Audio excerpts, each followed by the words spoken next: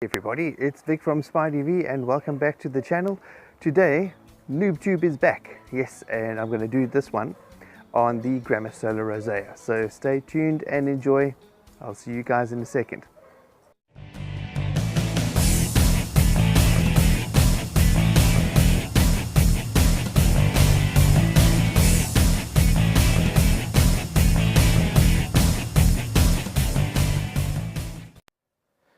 Hey everybody, I'm sure you're asking yourself why this Noob-Toob video is being done on the Grammostola rosea and the Grammostola porteri.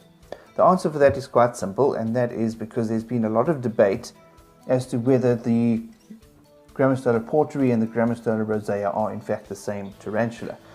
Entomologists are currently doing a study to confirm the differentiation between the two, and obviously there's quite a lot of things that come into play with that, like the color forms, the different regions that they come from, and so on. And so there has been quite a lot of debate, like I said, as to how to classify the one that you have, or do I have a porteri or do I have a rosea, and how do I find that out? So in the meantime, until the result of that study is published, there's a general consensus that if you have the grey colour form or the grey silver colour, then you have a porteri. If you have the other colour forms, which is either a copper or a red or orange colour form, then you have the rosea. So yeah, we'll have to just wait and see how that study comes out, and then hopefully the classifications will be clear and there'll be a lot less arguments as to what's what. Then where do they come from? Well, they're called the Chilean rose, I'm presuming because that is obviously the most prominent region where they come from. Although in the wild they have been found in Bolivia and in Argentina as well. So I'm presuming more predominantly in Chile, which is why they're called the Chilean rose. The temperatures of their natural environment is on average between 18 degrees Celsius and 28 degrees Celsius, which is 65 to 85 degrees in Fahrenheit. So if you've got your own Chilean rose or porteri, try to keep it kind of within that temperature range for them to be most comfortable. In the hobby, the guys are saying that you should keep these in between a 70% to 80% humidity range. I haven't found that to be too much of an issue. Look, they are a very hardy species, so I just keep mine on a dry substrate with a hide and a water dish, and I'll make sure that water dish is full all the time. With regards to humidity, I overflow the water dish once a month and then alternate wetting a different corner of the enclosure every month. So one month I overflow the water dish, the next month back left corner, next month back right corner. The reason why I've done that, I learned this from Petco from the Dark Den, is that if you moisturize a specific region or area of your enclosure continuously, the continuous moisture and the warmth of the setup of the tarantula's enclosure leaves a breeding ground for mold and fungus. So alternating where you moisturize is obviously going to alleviate that quite a lot and kind of dissolve any possibility of a mold or fungus outbreak in your enclosure. Then the size of these tarantulas, they're classified as a medium-sized tarantula. They grow up to 6 inches in leg span. Females being a lot more chunky than the males are, and obviously not as colorful as is the case with most spiders, it seems. Males have the same leg span, but they are a lot more spindly than the females are. So if you've got an adult and you've got a really skinny one, it's the most likely thing is that it's a male, unless you're not feeding it. Yeah, in general, the males are a lot thinner, more dainty than the females are, but they are quite a lot more colorful. Yeah, and then as far as the color forms are concerned, we covered that a little bit already. There's a grey silver color, there's a copper color, and there's a reddish color form as well. And yeah, like we said, we're just waiting for the entomologist to reveal the result of their study, so we can classify them as to whether you've got a portery or a rosea. But anyway, now comes the portion of the video with the celebrity guests. These Noob-Toob videos I've been doing, I've used the same people every time, just for continuity of I can't say it's a brand, but of the series. So Dave from Eerie Arachnids, Karolina from Karolina's Tarantulas, and Andy from Andy's Tarantulas. These three people have become really good friends of mine, and we talk on a regular basis as well. Now all of them have got YouTube channels, obviously. Each one is significantly different from the other, but all of them have got such high quality information and footage, and they're really lovely people as well. So I really encourage you, subscribe to each one of those channels, leave them likes and comments on their videos. They really love that, and they really deserve to have a lot more exposure than they already do have. So anyway, without further ado, let's get on to the first of them, and I'll see you after the third one of these videos. See you just now. Hi guys, Karolina's Tarantulas here with my Grammostola poetry, which I named Maleficent, so let's take a look at her. She's one of my favorite species. She's very docile and they are very hardy and they tolerate mistakes. Some people say that they can be a bit moody, but I mean any tarantula can be moody and have a bad day.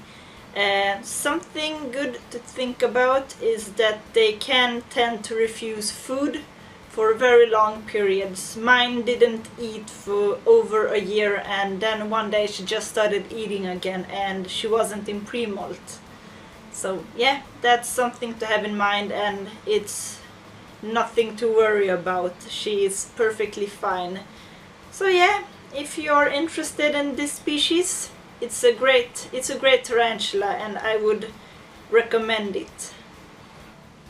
Okay guys, so I want to show you a clip of my poetry when she's eating, and since she is in pre-molt at the moment, then I can't use anything new, but I did find an older clip that I haven't used yet in any of my videos, so it's like right here somewhere that I will show you. And when the Grammostola poetries eat, they have a great food response. They love food, and it's really fun to watch them hunt and take down the prey.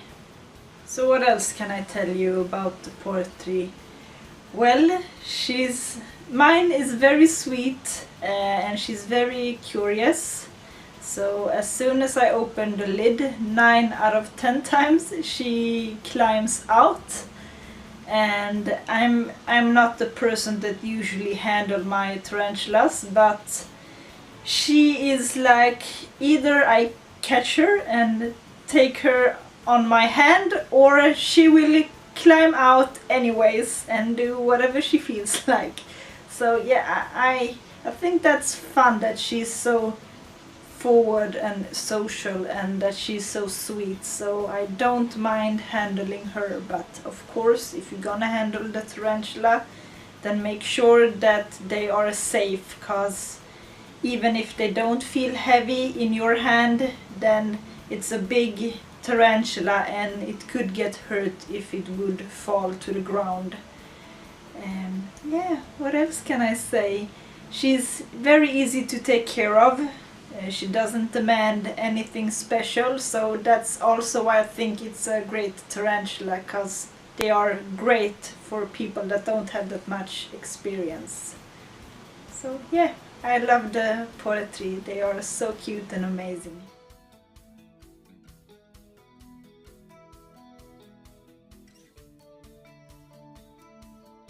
Hello everybody, Dave from Eerie Arachnids here, helping out my good friend Vic from Spidey V, doing a little bit on his rose hair Noob-Toob video. My part of this video, Vic asked me to do the growth rate of these tarantulas and talk a little bit about their color differences. So let's hit the feeding or the growth rate first. Growth rate has a couple factors, as we all know: temperatures of what you keep them at, and the amount of times that you feed them, and the amount of times that they actually eat the prey that you feed them. So if you're feeding them every 3 to 4 days, 5 days, they're actually eating. You keep them in temperatures in their 80s, they're going to grow quicker than someone like me who feeds these guys roughly 10 to 14 days in between periods and keeps them very, very warm in the summer because it's very, very warm here right now, and then kind of cooler in the wintertime. These guys have grown 1.25 inches each since I've had them roughly about 18 months. So I've had these guys roughly about 1.5 years, give or take. So I think that they've done rather well as far as eating and feeding and growing has been concerned. I would consider these guys, if you could take moderate growth rate and break that down into 3 categories, I would say that these are moderately slow. So you have slow, you have moderate, and you have fast growers. I would say these are on the low scale of moderate. Quicker than stuff like Brachypelma classy or Brachypelma albiceps, some of the other Brachypelmas and Aphonopelmas that just take forever and a day to grow. These guys have done a little bit quicker. I love these 2 tarantulas. They are so much fun to mess with, really, because it's almost like they play games. They like to come out. Both of them do. They will come out and they will crawl around you for a little while, and then they'll want to go back in. Not that they're saying, hey, put me back in, but when I put my hand there, they will climb back in their enclosures. Sometimes they won't. They just want to stay out. And what that reasoning is, I have no idea. But these 2 seem to be 2 of the tarantulas that I can do that with without any problems. Colorations. Now, the Porteri generally are going to be a darker colored, more of a grayish, brownish, blackish tarantula with a more purplish carapace hue. And then these guys here on the right are going to be more of a reddish overall tarantula, not quite OBT orange, but more of like a deeper orangutan orange, you know, not completely red. I don't really like to consider them red because I don't think it's actually red. I think it's like that real close difference between red and orange. And these ones will have more of a pinkish carapace, where they get that common name of rose hair. It's got that rose coloring, I don't know, like a rose petalish coloring to their carapace. I think of roses as red, but a lot of people think of roses as more of a pinkish, purplish combined color. And that's what you see in front of you. So I hope you guys enjoy this part of the video and the rest of the video, the parts from Andrew and Karolina. I know they're going to do a wonderful job, as they did in the last video. So make sure that you guys hit the subscribe button if you haven't here at SpideyV. Come check me out at Erie Arachnids, and then also go check out Andrew's tarantulas and Karolina's tarantulas. And I think you guys will enjoy what you guys see. So I'm going to say goodbye to you guys. Thank you, Vic, for including me in this, and happy keeping, guys. Hey everybody, I'm Andrew with Andrew's Tarantulas, and this beauty is my juvenile female Grommaster Rosea. I keep this girl on a dry substrate with a waterable fake leaf, which you can hide under, and on room temperature, and that's it. As a substrate, I use a mixture of cocoa fiber and potting soil, but you can keep her on pure cocoa fiber if you want, you know, as long as it's dry. And you give her a water bowl and something she can hide under, it will be fine, really. So yeah, really easy to care for, which brings me to the following, and I'm going to say it, and it's going to be an unpopular opinion at this point, but I think they're really great beginner species. Now, 15 years ago, or for years, really years, people would say this would be a very, very good beginner tarantula because they were readily available, easy to keep. Lately, they've been getting a lot of hate. Well, not hate, but you know, they won't say it's a very good beginner anymore because 3 reasons really. One, they can be moody, so give a trap poses, that kind of thing. But then again, you're gonna have individuals in every species that's going to give you trap poses and some that won't. So to me, that's not really a reason to say they are not a good beginner species. The second reason is they are really slow growers. So yeah, if you get a sling, it's not going to be fun watching them grow for 2 years and hardly see any difference. You know, I can imagine that's not a whole lot of fun. And the third reason is they can have a very long fasting periods. Somebody had a rosea that had a fasting periods of 18 months. 18 months of not eating. And yeah, I can imagine that if you have one, and it's your first tarantula and won't eat for 18 months, that you're going to be worried. But keep in mind, it's quite normal, apparently, for a rosea to have a fasting period every now and then. That being said, this girl has never given me any thread pose. She skipped one meal in the 6 months that I own her, and that was when she was in pre-molt. And I got her as a juvenile, so the fact that it is a little bit slow growing didn't really matter to me. It still doesn't, but because I get to admire her beautiful colors. And so yeah, if you keep those things in mind, these will be absolutely wonderful first tarantulas. Let's see if this girl wants to eat. Okay, got a nice big fat worm over here. Let's see who wants it. Yeah, awesome. I knew she would eat because, like I said, mine is a very good eater, and this will show you some will eat, some won't. Individuals in every species, really. I hope it was a little bit helpful, and back to Victor. Bye bye.